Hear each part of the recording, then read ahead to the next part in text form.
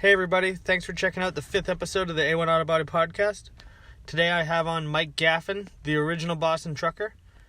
There were a few audio glitches I'd like to apologize for in advance. It cuts in and out in some spots, and there's a couple spots where it gets really quiet and hard to hear, and then it turns normal again. I apologize for that. I tried to fix it as best I could.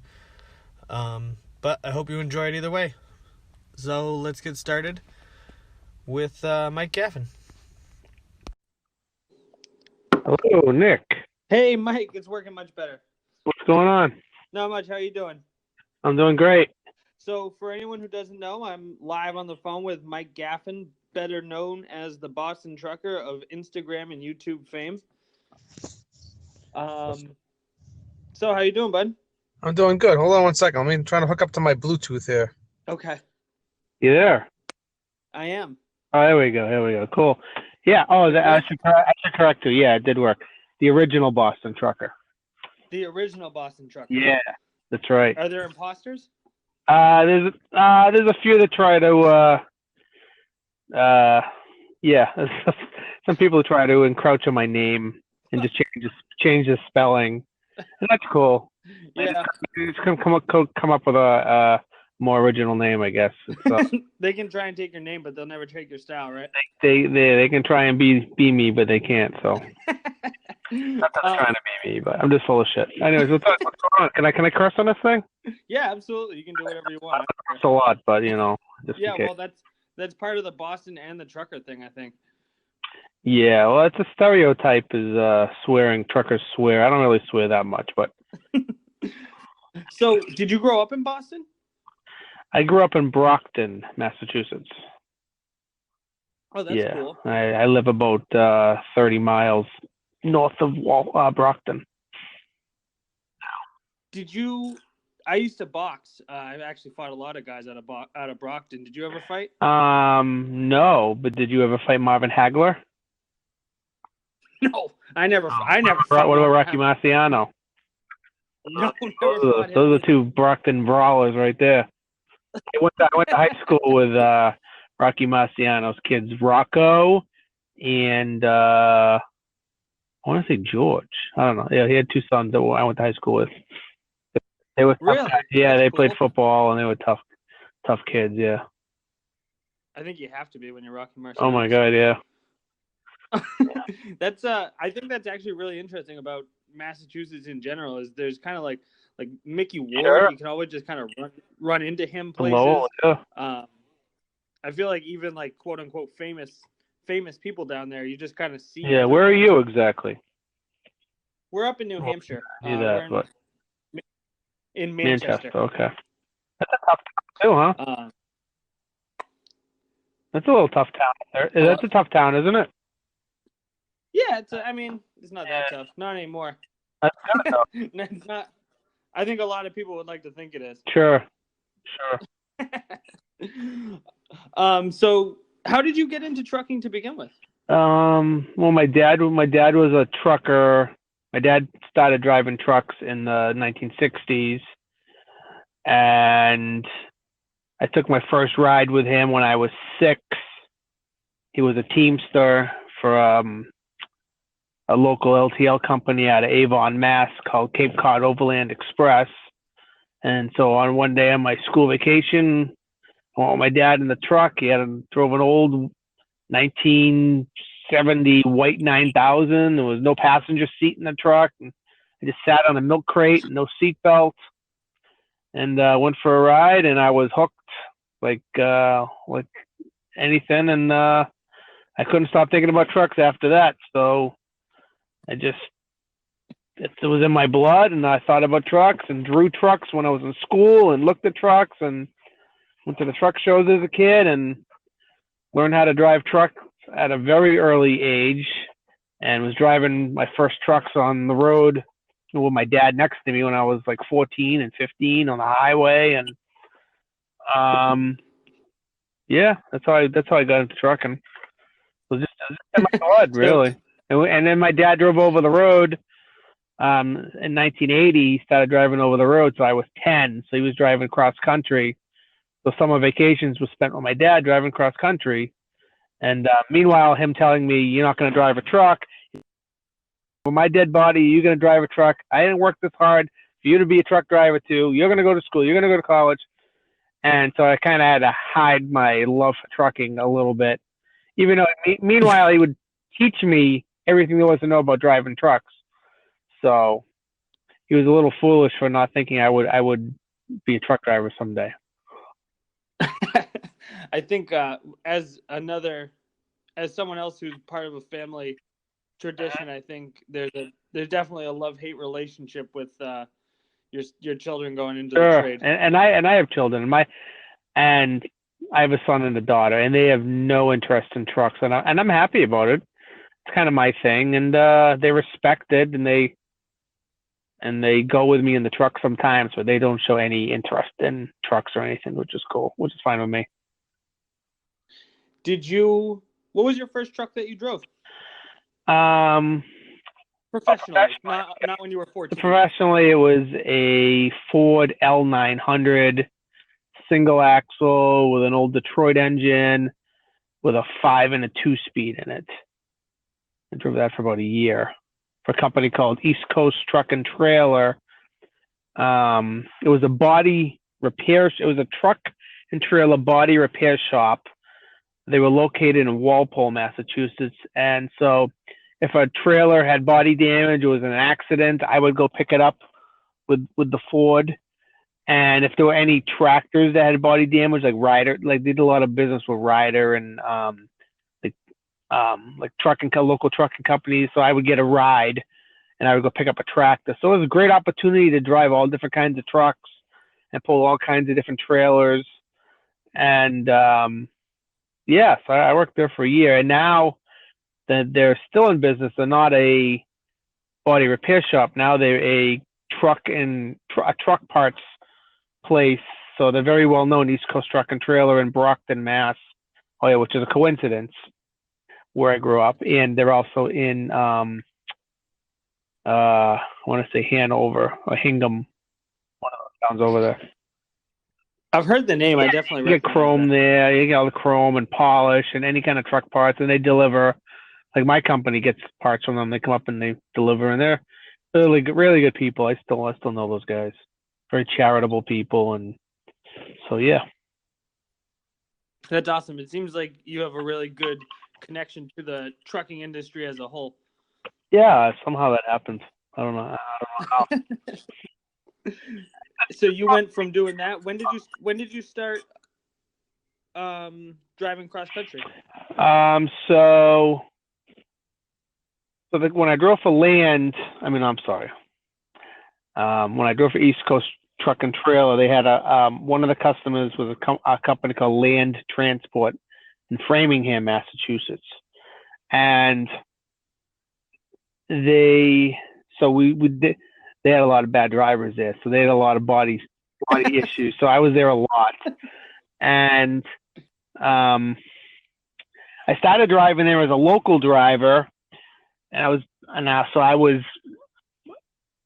18 when I started working there. I started driving when I was 18, so I was almost 19. I went to work for Land, and a couple months later, the boss asked me one night. He goes, "We got a guy that called in sick. We got a load going to Indiana. Would you be able to take it?" I said, "Well, I'm underage. I have to be 21 to go out of state, and I'm only 18." He said, "Just don't get caught." So I was off to the races. I got, and I was a cab over international and no bedding. I didn't have any bedding or any clothes with me, and I just took off for Indiana and pretty much drove straight out. And after that, I didn't get caught. I just ran. Well, I did get caught once, but I ran over the road. For Land till I was 22, and I ran coast to coast and out to Indiana a lot, and down to South Carolina, and up to Las Vegas and LA, and I was hooked. I loved running the road, especially back then. Was it something you thought about in the back of your head about trying to stay away and not get caught, or is it just something that you lucked into? I didn't really think about it much, but one day I got caught in Fort Morgan, Colorado, for illegally. I had what's called a bingo card, the fuel card that when you change carrier. I was driving for an owner-operator who was leased to Land Transport. And we'll make a long story short, we had changed carriers from another company, and we used their bingo card, and we stapled a fake bingo card over the real bingo card. And when I got pulled over into Colorado, the guy took the bingo card, and he looked at me, and I had like 1,000 staples in it. The guy's like, he goes, it's not my first day on the job here, you know. And I go, I just played really, really stupid, and I guess I didn't really get caught with the age thing, but I had to leave the state. He told me if I wasn't going to jail right now, if I wasn't going home right now, you'd be going to jail. Don't come back to my state till you're legal. So he made me turn around. I had to go back to Nebraska and then go around Colorado, which is a pain in the butt. I had to go up to 80 and back across Wyoming. Yeah. But You must have seen a lot of changes take over the trucking industry. You've been doing this now for, 30 years. 30 years? Yeah. You must have seen a lot of changes come through. I have.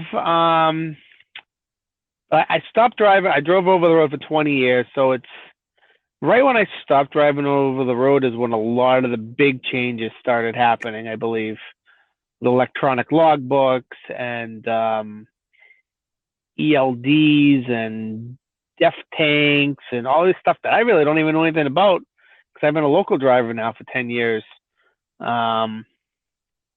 It's definitely not, and every truck driver says it, and they also like a bunch of old timers and they go, oh, it's not the way it used to be when we were young, but it really isn't. I don't think I could go back and drive over the road. It's too many regulations. There were some regulations back then, but there were ways to fudge it and to,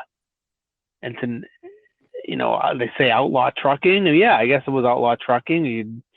It was nothing to drive from here to California in 3 days and turn around and come back in 3 days and not get caught or not worry about it too much. And it was just it's almost like a big game. It was who could play the game the best was the winner, the guy who didn't get caught. So, it is a lot. The guys don't do that now. It takes them, 5-6 days to drive from one coast to the other, which is ridiculous. I don't know what you do with all that time. When I think about not only trucking, but just kind of cars in general, you never hear about people doing things like the Cannonball Run anymore. Right. Doing those real kind of flying through those real yeah.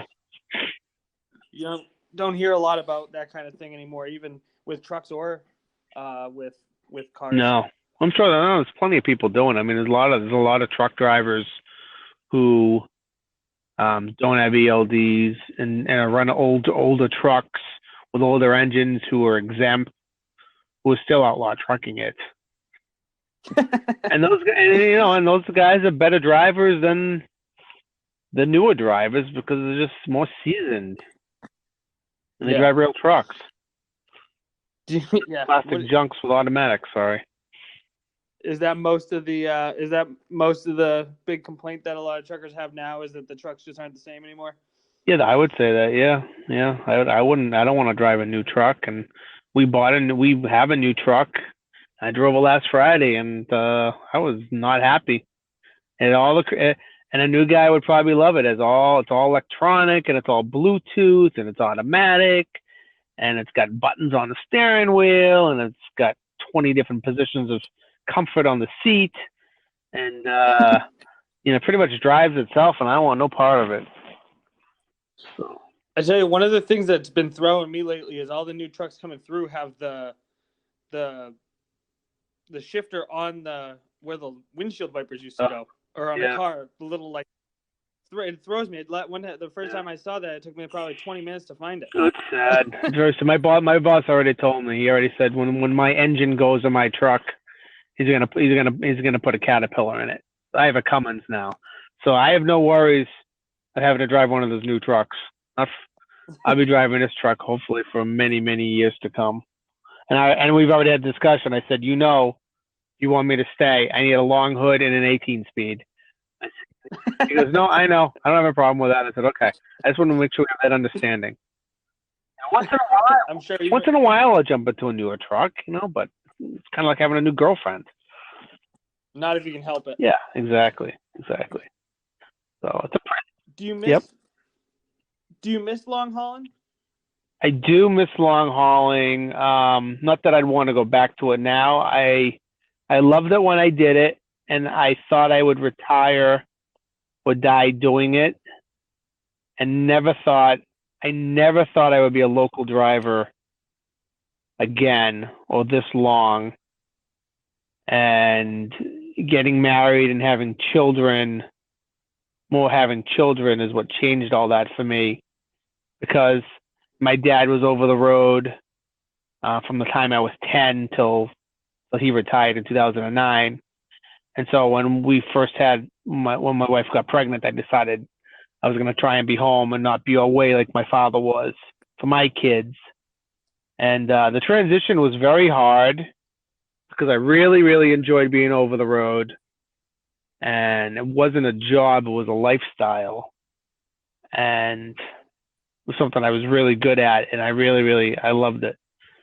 So do I miss it? Yeah, but I miss it less and less every day. But, and I still live vicariously through all the people I know who are still doing it. And they make it look fun on social media. And some guys make it look miserable, and it looks like it's getting more miserable. And the harder lifestyle now is just too many obstacles, too many bad car drivers and bad truck drivers, and not enough places to park. And the government is in your pocket all the time with these, the regulations on how you can drive and when you can drive, and it just seems miserable now. So I'm glad I'm out of it. And I do fantasize about doing it still. And, maybe someday when I'm older and retired, maybe I'll, make a trip once a year would be kind of cool, but yeah, that's about it on that. When you say that it's more of a lifestyle than a job, can you elaborate on that a little bit? Sure. It's not a set schedule. Like one day you leave Boston and you pick up a load and you're heading to California. So now you have 3 or 4 days to get to California, and you're at your own pace. You have a time that you need to be there, and you calculate in your head, how many hours I need to drive in the next 4. So say I'm driving 3,000 miles. I go, okay, 3,000 miles. And I always did an average of 50 miles an hour, even though it's usually more than that. But at 50 miles an hour would include, pee breaks and, grabbing a bite to eat.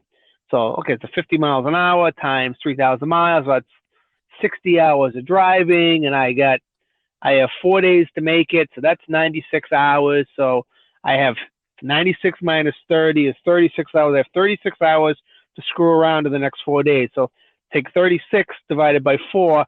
That gives me a little over 8 hours a day to sleep, eat, shower, and the rest has got to be driving. And then some days you drive a little more, so you get a little more downtime. So that's how you kind of calculate. That's how I would calculate it in my head. And just waking up in a different town every day. But it wasn't like sights. I didn't sightsee. I wish now I took more advantage of that. But the lifestyle was just on the road, on the go. You're listening to the radio. It was way before satellite radio. You listen to cassettes or 8 tracks and AM radio, and you're meeting different people, and you're talking on the CB radio, and there was a camaraderie back then when I drove and when my dad drove, and the lifestyle, like you're showering in a truck stop, you're eating in a truck, you're not eating really well, you're not exercising, you're dealing with bad weather, and but it was a challenge, and it was fun. It was work, but it didn't really feel like work. But there was a lot of times where you drive that I call them lost miles, where you just drove and you don't even know how you got from point A to point B. You just did it. You just got there somehow. And then there was the thrill or the sense of accomplishment of always making it on time. And that under any circumstance, I'd say a real trucker, like I guess I say myself, you got there, you got the job done, you were on time, and never late. The only time you were late, I can't even say I was ever late. It was if the road was closed. Somehow you get it done. It's a lifestyle. It's a pride in what you do. I guess yeah. That's kind of how it is. I think we hear a lot of people who talk about trucking who don't really understand what it's like to be out there, or I think a lot of people don't even realize how important trucking is to, keeping America going. That is true, and I hear that a lot about truckers keep America going, and without us you wouldn't have that. But I also think it's a little bit of bullshit too. I go because I wasn't out there doing it to keep America going. I was doing it because that was my job and that's what I enjoyed doing. I wasn't going, oh, this is I'll put it this way. I didn't expect the pat on the back for what I was doing from John Q. Public. Thanks for getting my toilet paper to the warehouse or my products. That's just what it was. You did it because that's what you did. So, was there anything you ever delivered that was like what's the coolest thing you ever delivered? Nothing really sticks out to mind. I had a couple weird loads like deer skins. I picked up a load of deer skins once up in Maine. They loaded them in the truck. It was a full load of deer skins and a 53-foot reefer trailer going to a tannery in Berlin, Wisconsin. And thank God I didn't have to unload this load. Because also back when I started driving, the truck driver unloaded and loaded the truck. And most of the time it was boxes on the floor, so you loaded them by hand onto pallets. But this load was on the floor, and I didn't have to touch it. And it was pretty disgusting, and it was pretty smelly, and the trailer was covered in hair, the entire truck was hair. And I had to get it washed out like 3 times at a truck wash before I could even load anywhere, and then get the smell out of the truck. Usually when I had a bad odor in the truck, I would get a couple cans of coffee beans and open up the can and just leave it in the trailer for hours to get the smell. Like if you hauled fish, you would put some coffee beans in there afterwards and things. So that was one of my more memorable weird loads. But anyone from New England would not be surprised that load came from Maine. No, I know. Like so many deer, like it was crazy. Like I'm not a hunter, but it must have been like thousands of deer just in that one trailer.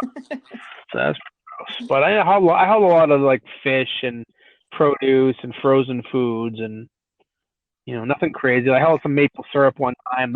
A pallet case fell off the pallet.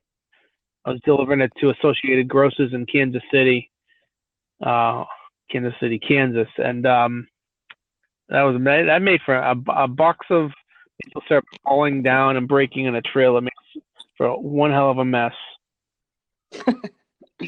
So one thing I've always been interested in, I guess I wouldn't say interested in, but I've never really understood about trucking, is how it actually works. So for instance, you don't own the trucks that you drive. I didn't. No, my dad ended up buying trucks. His first truck in '87. And he leased his truck to a company, and he was an owner-operator for 20 years, and 20 years he was leased to 3 companies, and so they would pay him to pull their trailer, and they would line him up with loads, which paid a percentage. For a company driver like myself, so I drove a company truck, so they would have brokers would call them and say, okay, we have a load going here from here, and do you have a truck? Basically, and they would say, okay, yeah, we can have a truck there, and we can do this, and so they would let the driver know who was closest, basically. Okay, when you're done here, you're going to go to point A, and you're going to go to point B, and so forth like that. And then once the loads got delivered, the company would get paid, and then the driver would get paid weekly when he turned in his paperwork for each trip. If you turned in all your paperwork from the previous week, let's say on Friday, you got paid. If not, it would carry over to the next week. And who owns the trailers? Well, for the companies I worked for, they own the tractor and the trailers. If a guy was an owner operator leased to a company like my father was, he pulled the company trailer, so they would pay him like 80% of the gross of the load, and they would get the other 20% because he was using their trailer. Oh, I got you. So you may show up and not even know what kind of trailer you're going to be, or not. Every day you could be pulling a different kind of trailer. You might be pulling a reefer trailer. Well, I mean, mostly, if you were working for a reefer company, most companies, they don't have a lot of diversity in trailers. It's either reefers or dry vans. If you work for a tanker company, it's probably just tankers. If you work for a flatbed company, it's mostly flatbeds. I worked for a company, they had reefers, and they also had they called them flour tankers. They had pneumatic tanks that pulled the whole flour for bakeries, but that was rare that they had two different kinds of trailers. It would be an entire tanker truck full of flour. Yeah. Wow. Oh yeah. That's something you don't really think of. No, they're out there. Oh, this guy's doing it right now. You ever see Food Liner? It's a company called Food Liner. They're all in the country. Yep. They're red trucks, and they pull flour tankers. Oh, really? I always figured that those tankers were. Don't they pull milk in tankers? Oh too? yeah, any kind of liquids, milk, and everything. Yeah, molasses. As someone who isn't involved in that just seems. I feel like the only thing when I see a tanker, I always assumed it was like oil. No. Something boring. The world moves by truck. It's passing you every day, and you don't know. You don't even know what's in these trucks. And it's kind of a cool thought, and it really is true. I mean, everything's getting moved. It's an assembly, but the highways are assembly belt for the country. So. So when what's a weird haul is hauling. Okay, this is just thought of this. I used to haul East Coast fish out to the West Coast because the East Coast we have certain fish out here like cod that the West Coast doesn't have. And then I'd haul fish from the West Coast back to the East Coast, like mahi. Go ahead. Oh, I was gonna say, when you are leased to a company, can you work like kind of freelance for other companies, or when you're leased to a company, you can only work for that one? You would only work for that company.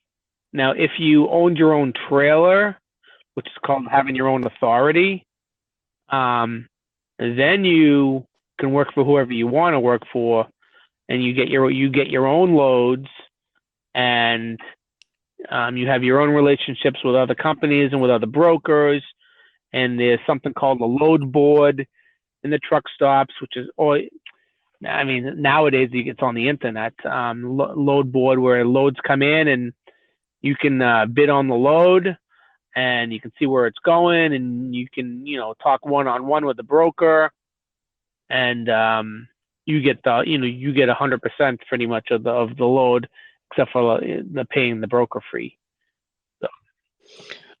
So how would you find a broker? They're all over. You just search. I guess you would search them.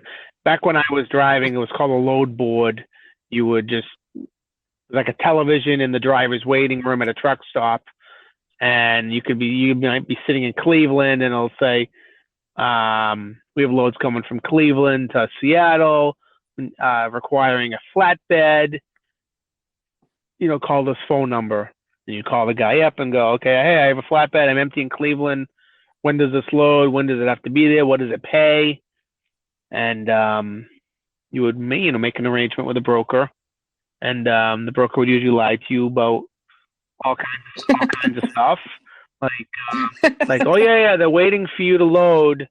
They're open all night, so just get there, and they're gonna load you, and then you show up, and they've gone home already, and now you've committed and you're like drove all the way out this, and they're like, well, I guess you have to load in the morning. So now you're sitting in the customer's parking lot, if you're lucky enough to even be able to park there overnight, in the middle of a parking lot in some bad neighborhood, sleeping, The most of the brokers I ever dealt with, and as a company driver, I dealt with a lot of brokers too.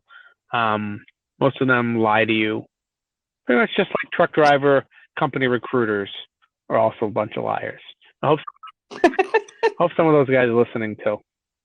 I hope they are too. Yeah, maybe at least one of them. Yeah. What else? I think for me, it's very interesting. I feel like these are probably kind of simple, dumb questions for someone who's been in the industry, but for someone who's on the outside. Yeah, no, it's cool. It's cool that you don't know because I kind of assume that everybody knows all this stuff, but why would they? I mean, I don't know anything about Autobody. I've never seen an interview with you. So, what's your favorite truck you've ever driven? I drove a lot of Peterbilts. I drove a lot of cab overs, which were never my favorite when I was driving them.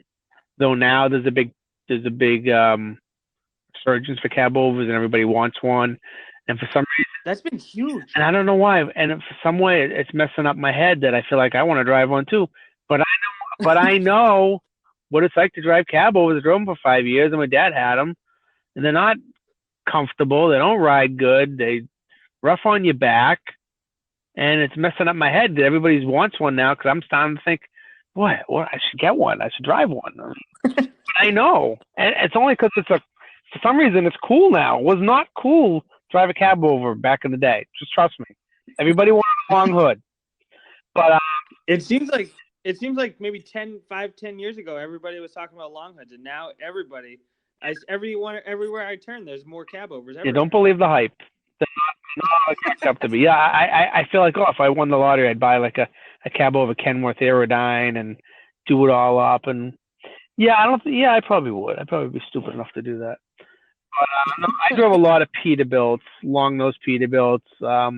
Mostly 379 Pete's are my favorite, and I drove a few 359s, which are really my favorite. But I only drove a couple of those. But I drove a lot of 379 Pete's with big bunks on them. Stand-up bunks or flat-top bunks, and old Caterpillars with 13 speeds and 15 speeds. Yeah, those are my favorites. Those are definitely nice trucks. I would actually going back to the cab overs. I would love to paint one up nice. Oh, yeah. So if you ever get one, I'll be happy to. A buddy of mine that just bought one, a cab over Freightliner. You know if it needs to be painted because he's been talking about it. Did every company make cab overs, or was it just a couple of them? I don't know. They all made them. I mean, let me think. Peterbilt, Kenworth, International. Yeah, everybody had cab overs. Yeah. And were they big at all in the 80s? What was the appeal to them before? It was shorter wheelbases, easier to get around. There used to be length laws for truck. Well, there still are length laws. They used to be more strict on how long you could be. So they were shorter. They could get into tighter places. The streets were much narrower back then. And so, yeah, that was, they weren't fuel efficient. Yeah, but they're cramped inside. You gotta get dressed laying down on your back or in the driver's seat. And yeah, there's nothing great about driving them. But the guys in Europe really like them, and they seem really nice in Europe. And they use the small space. They utilize the space really well in Europe for some reason, much better than we ever did in America with cab overs. I've been looking at the Scania trucks a lot lately. For some reason, I don't know why. I'm like completely obsessed with them the last couple months. Bunks are tiny in those for some reason. They're like really narrow, but they're really plush inside, and they get cabinets everywhere, and they really do an amazing job. Those drivers over there, and they have a ton of women drivers, and every woman driver over there seems to be better looking than the next for some reason. In America.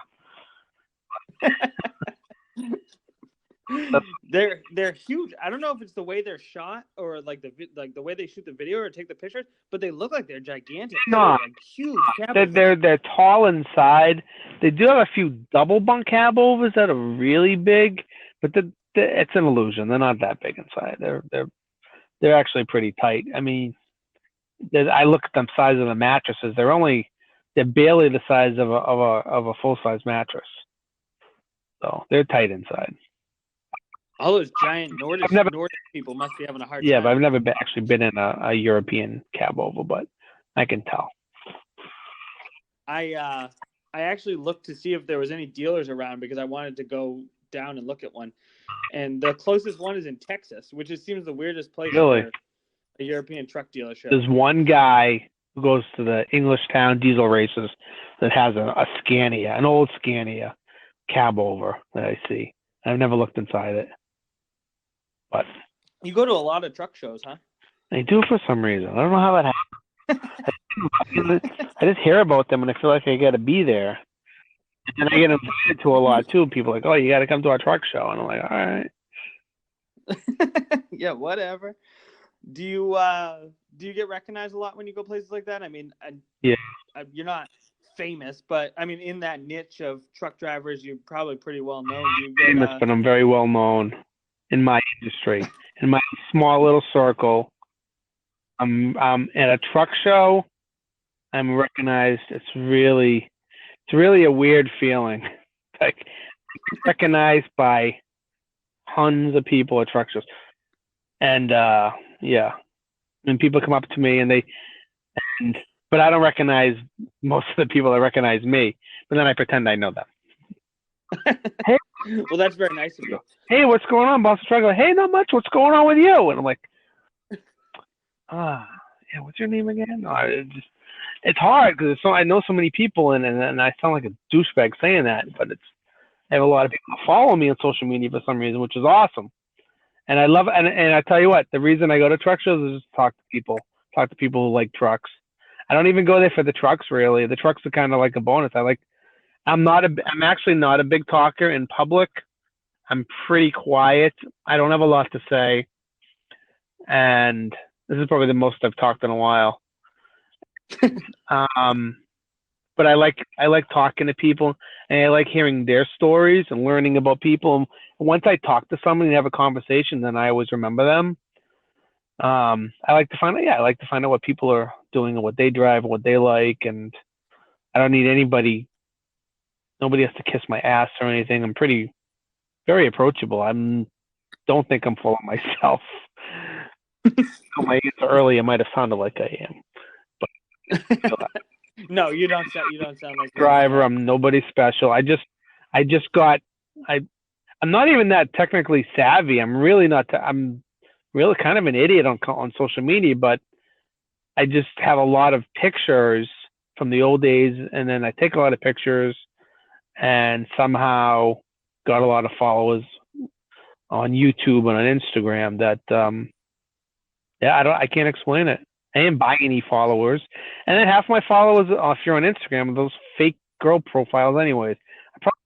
I probably only have like 10 really real followers. The rest are all those fake profiles anyway. So if I had $1 for every Russian bot that sent me just trying to get me to send them money. And one's hotter than the next, but you know, they're not. Where do they get these pictures? I don't know. They're real. They're obviously real people. But Anya and Tanya and Natalia and all these names, and I don't even understand who falls for this stuff. That's my question: is who someone must be falling for this? Someone must be making money. I guess for them to keep doing it. But who's sending strangers in? They never ask for cash. They're always asking for iPhone money and iTunes money. Who's sending people Amazon gift cards? You've got further than I have. Yeah, no, it's your. Oh, okay. No, I'm just kidding. I talk to them. I want to see what. Sometimes I do that too. Yeah. Just mess with them. Hello, you very handsome. I'm from Nigeria. I'm like, oh really? Oh, what part? I used to live there. Thank you. Yeah, so you're a lot smarter than me. Before you kind of got on Instagram and YouTube, you were probably already pretty big in the industry though, right? As far as knowing people, not necessarily I mean, what's big? I mean, I was just a truck driver. I did a lot of truck shows, so I guess what I mean is I'm sure that most truck drivers kind of knew each other already. No, see, no. See, that's where you're wrong. So people, okay, so you back in the old days, you knew the truck drivers you worked with at your company, you knew the truck drivers you met on the road, and a lot of guys, when you run together, meaning like if you meet up with a trucker who's a stranger and you guys are driving together and you end up driving together all day, that's called running together. And sometimes those truck drivers become your friend for life somehow. And so you know those people, and I would know people from truck shows because I entered my trucks and truck shows a lot in the '90s. So I would know a lot of people from that, and I would know people would know me from I got my truck in a few magazines, trucking magazines. But other than that, like I wasn't like famous. But there were truck drivers that I looked up to who in those magazines that I read about when I was a teenager and even in my 20s that I look up to now. They're like my, I'm going to say heroes, but they were like my trucking heroes. And there are guys on social media now who I follow, and they're like those guys are like, to me, they're like rock stars. And I suppose people think of me that way too. That's why they approach me at a truck show or apprehensive approaching truck show, because they grew up following me on social media, and now maybe they're a little older. And I meet tons of people who go, oh, I've been watching you since I was a kid, and you know that's pretty cool. But there are guys on social media that I follow too that I'm a huge fan of. You know, like I won't start naming names, but I won't leave anybody out. Like you know. I think that's one of the coolest things about social media actually is everybody can kind of